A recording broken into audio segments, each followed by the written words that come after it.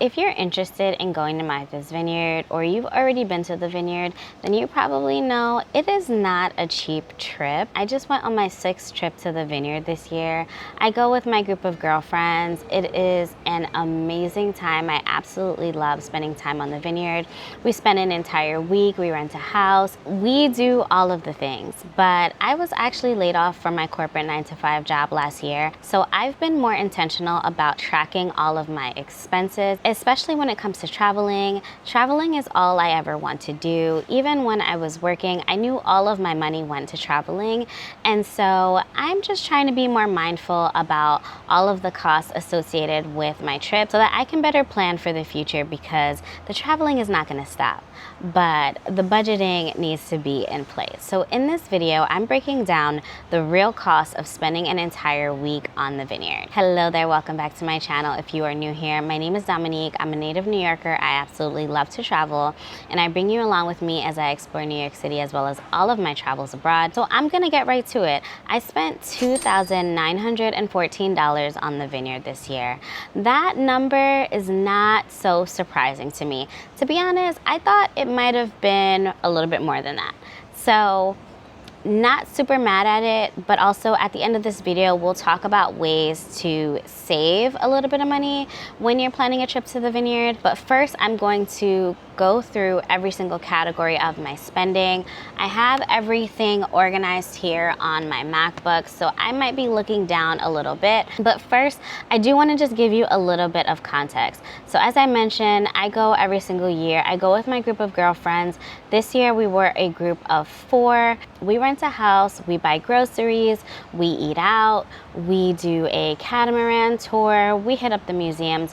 We do a lot of different things. While we do some things that are free on the island, like going to Inkwell Beach, we go out to eat a lot, which can be very expensive. Also, this year we traveled the week of 4th of July. It's actually my friend's birthday week, and so that's why we went with that week this year. Now, July and August are peak season, so that's something to keep in mind. However, going at the tail end of June as opposed to during Black August is slightly cheaper in terms of accommodations. And for this breakdown, I'm including my portion of all of the group charges as well as everything that I paid for on my own. So the first category is transportation. Now, getting to the Vineyard, you have to take a ferry. We like to have our car, so we have to pay to bring the car over on the ferry. That cost round trip is $336 or $84 per person. You also have to buy your single fare individual tickets, which was $22. For gas and tolls and like the one taxi that we took, that came to $46.37, which brings the total transportation cost to $130.37. Next is accommodations. We book a house in Bluffs. The accommodations are modest.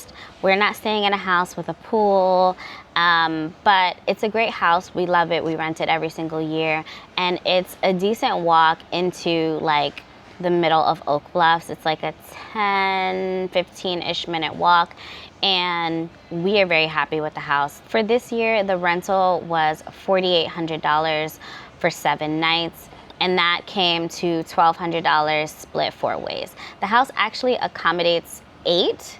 So to be honest, if we had filled the house with 8 people, it would have been a lot cheaper. Now, the thing with the rentals in Martha's Vineyard is that they do not come with linens or towels like you would have obviously in a hotel. So those are some of the things that you have to either bring with you or rent. After renting for a few years, I actually decided to purchase my own sheets a few years ago. So I haven't had to pay that expense of renting sheets. However, this year I did rent a mattress topper just to make the bed feel a little bit softer, and that was $20. So the total cost for the house for me was $1,220. Now the next category is activities. We did do a few things for free, like going to Ocean Park, Town Beach, Inkwell Beach, State Beach. Those are all free to visit. The Aquina Lookout, the East Chop Lighthouse, the 4th of July fireworks, all free activities. So there are a few free things to do on the island,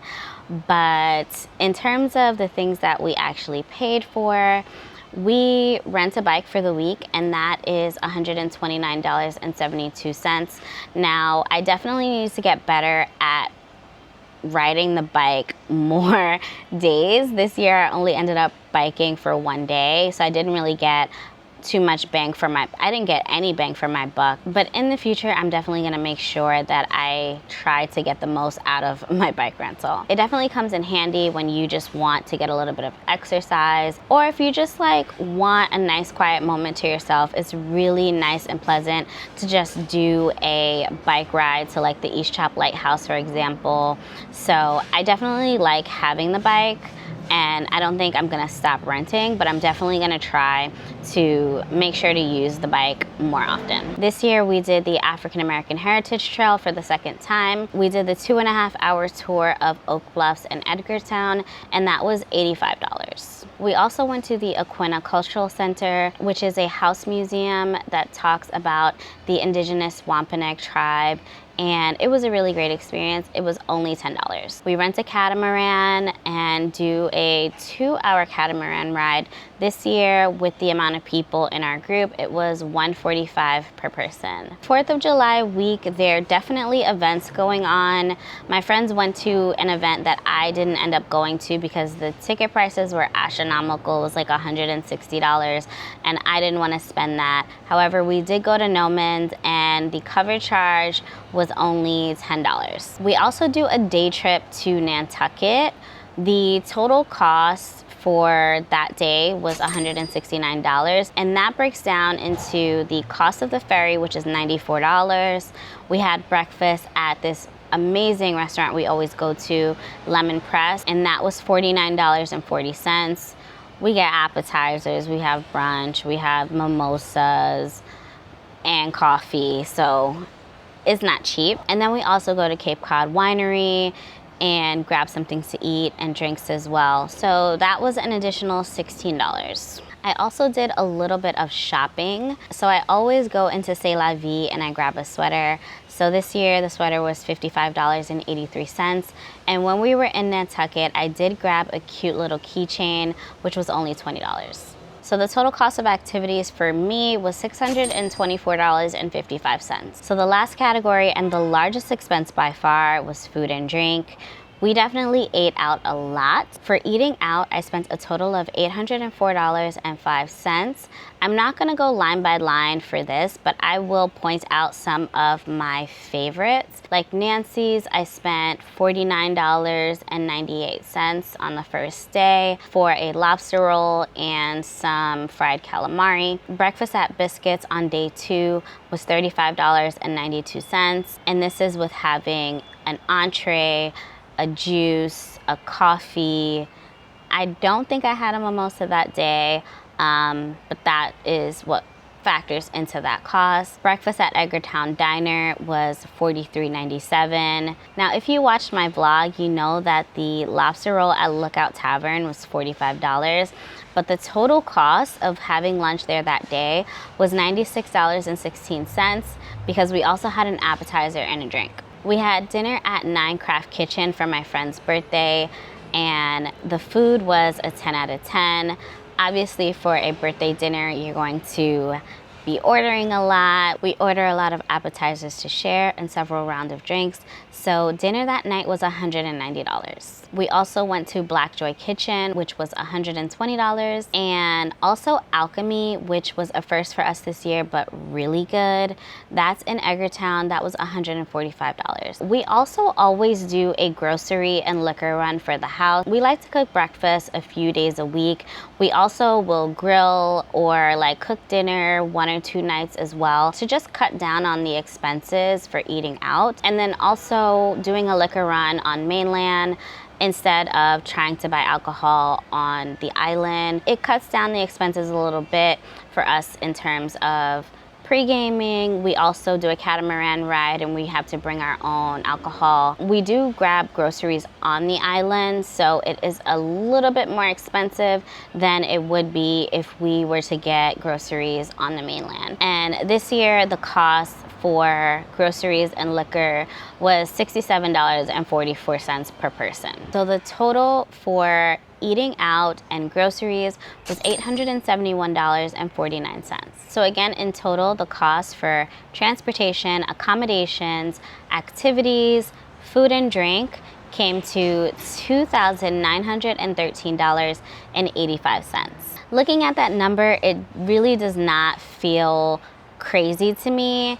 I feel like it could definitely be a lot higher. I know, the cost of the accommodations will definitely drive this number up if you're staying in a house with a pool, or if you have a less amount of people in your group. Obviously, if you're traveling solo or just with one other person that you're splitting that cost with, it could really creep up. Now, how could you spend less in Martha's Vineyard? Well, obviously you can go for less days. I personally think 7 days is a great amount of time. I honestly would love to spend 2 weeks on the vineyard, a month on the vineyard. If you're going to be a first-time visitor to the vineyard, I would say at least do a minimum of 4 nights. 5 would be better.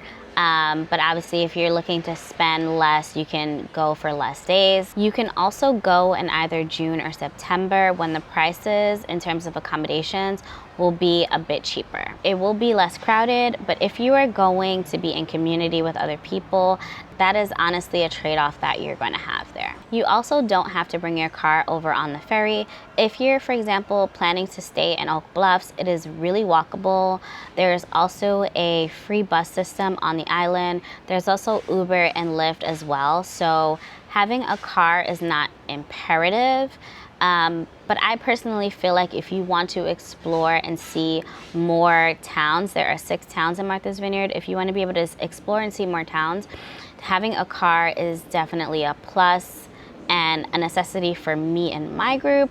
But if you are going for the first time and you want to save a little bit of money, I would totally understand if you decide to opt out of bringing your car over on the ferry. And you can also rent a car for a day when you're on the island anyway. I actually just looked up the price today, and the same company where we rent our linens also has car rentals for about $150 a day.